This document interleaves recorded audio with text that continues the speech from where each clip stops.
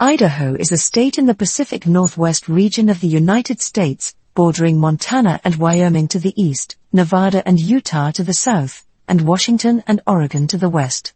With an area of 84,000 square miles, Idaho is the 14th largest state by land area, and the 14th least populated.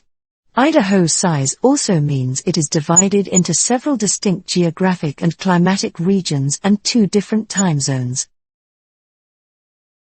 The city of Fruitland nestles alongside U.S. Route 95 in the Treasure Valley of southwest Idaho, about 50 miles west of the state capital, Boise, and close to Idaho's border with Oregon. Fruitland's city slogan is, "The Big Apple of Idaho." Agriculture, particularly fruit production, has been the mainstay of the area's economy since the original site of Fruitland was homesteaded in 1897. The valley community grew alongside the expansive new orchards of apples and plums.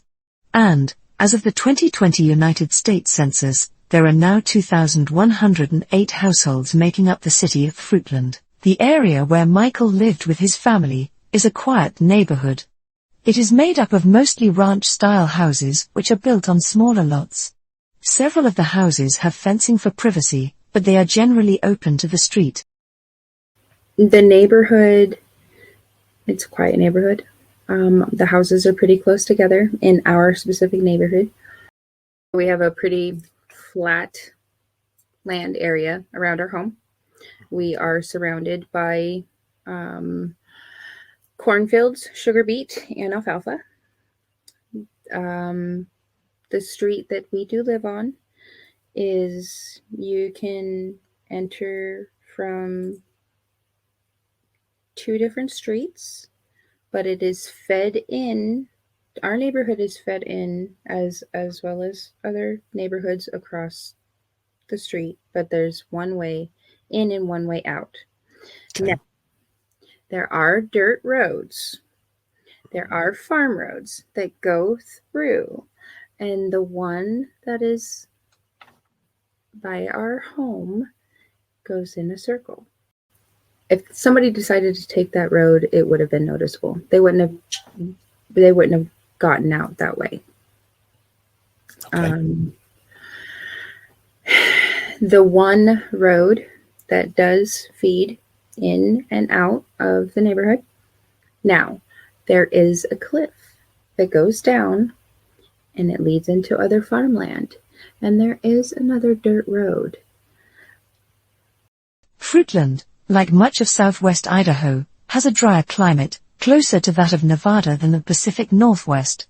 The summer of 2021 was unseasonably hot, even for Idaho. On the 27th of July, the day that Monkey disappeared, it was 103 degrees. Brandy Neal remembers it as another hot day in a long stretch of hot days. Something that had led to them leaving daily walks to the early evening.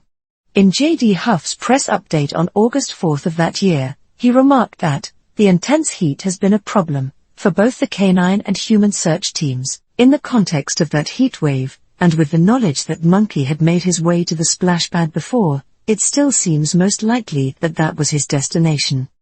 This is the route from Monkey's home to the Crestview Park splash pad. The last most likely sighting of Michael Monkey Vaughn was here, on his home street, Southwest 9th Street, close to the junction with South Washington Avenue. His family and all who love him hope to see him walking along that street again one day. Although police and searchers are still working to process the material excavated from the residence of Sarah Wondra on nearby Red Wing Street, Monkey is still officially listed as missing. The search to bring him home must continue, in the hope of his safe return to the arms of his family.